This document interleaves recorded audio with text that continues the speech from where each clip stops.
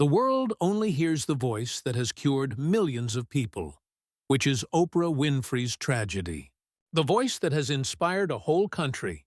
Presidents listen to this voice, and adversaries respect it, without ever realizing the tremendous wound that lies beneath it.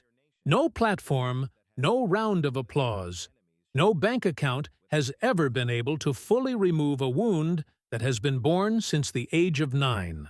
We recall the 72-year-old woman sitting in the first row at Chanel during Paris Fashion Week 2026. She was dazzling in a white trench coat with navy blue trim, grinning confidently in the world's fashion capital, and the whole Cannes Lions Hall rose to give her a resounding standing ovation. The world wants to see that Oprah because she is a symbol of strength, victory, and brightness. However, the torture of a 9-year-old girl in Mississippi by her own cousin is something that the world frequently ignores. The 14-year-old girl concealed her pregnancies until her body was unable to hide them due to swollen ankles, who gave birth to a boy and lost him before she had a chance to embrace him. When asked to describe one positive thing about her mother while standing in church, the woman was unable to come up with a single recollection. The woman who helped millions of people forgive their parents for 25 years on television had a relationship with her own mother that was never fully restored until the day of her mother's death. When the first self-made female billionaire in African-American history wore a potato sack to school, her peers made fun of her. At the age of 14, the woman who received the Presidential Medal of Freedom from the U.S. President laid in bed with plans to take her own life. The entire story has never been conveyed by the voice. How can a person who has never truly healed her own wound continue to heal the entire world? How can she keep giving others what she was denied as a child? Please subscribe to the channel and give Oprah a like if this tale resonates with you. We must go back to the location where that voice was once strangled in order to comprehend the voice that has healed the planet. There was just a young girl long before the media empire, the stages of millions, and the night the entire Cannes Lions Hall stood in her honor. On January 29, 1954, Oprah Gail Winfrey was born in Kosciuszko, Atala County, Mississippi, in the rural South of America, where racial segregation was still pervasive. Born on May 2, 1935, Oprah's mother, Verita Lee, was too young and impoverished to know how to nurture a kid when she gave birth. The child was sent to be raised by her grandmother, Hattie Mae Lee, on a small farm without running water, where the young girl had to wear a potato sack to school and was made fun of by her friends for her unkempt appearance. Her father, Vernon Winfrey, a former serviceman, did not live with Verita. Hattie did something on that desolate area that would alter her granddaughter's fate forever.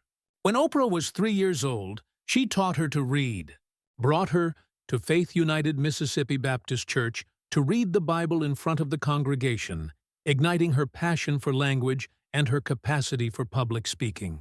However, Hattie Mae was also the one who used severe beatings as a kind of discipline, hitting her granddaughter for no apparent cause and then making the youngster remain mute. What happened to you in the book? Oprah claimed in her 2021 book, co-authored with psychiatrist Bruce D. Perry, that she spent her entire life attempting to satisfy other people after being beaten and then made to remain silent. Someone who discovered at a young age that the only way to survive was to not speak up, resist, or show her suffering to others. The young girl's first survival strategy was to remain silent and smile. The woman who would go on to become the world's most powerful voice learned to keep silent at an early age. Oprah was moved to Milwaukee, Wisconsin in 1960 by Verita, where she worked as a maid for white households. However, the child's longing for warmth was not fulfilled by the reunion. Without time, energy, or resources to keep her daughter safe in a hazardous and impoverished neighborhood, Verita was gone from dawn till night. Later on, Oprah claimed that the most intense emotion she had as a youngster was complete loneliness. The sensation of a youngster living in her mother's apartment but being totally invisible. And the worst thing occurred in the void left by Verita's absence. When Oprah was 9 years old in 1963, her 19-year-old cousin sexually assaulted her for the first time in the supposedly safest place, her home. She was abused by other family members and friends in the years that followed, including an uncle and a close family friend from the age of 9 to 14. Oprah was unable to inform Verita because her mother was unable to listen to her daughter or provide a secure environment in which she could express herself. Neither the neighbor nor the teacher inquired. The young child's imposed silence would serve as the foundation for all she ultimately created. And it contained a secret, bigger than her tiny frame. Because she was unable to express herself verbally, Oprah turned the anguish of not being heard into a lifelong mission. She did this by stealing money from her mother, skipping school, and fleeing her home. That was the only scream for assistance a traumatized child knew how to make. It was not delinquency. Oprah was transferred to live with her father, Vernon, in Nashville because Vernita was unable to control her. Oprah found out she was pregnant in 1968, when she was just 14 years old, the direct outcome of years of abuse during which she had no one to teach her that her body belonged to her or to protect her.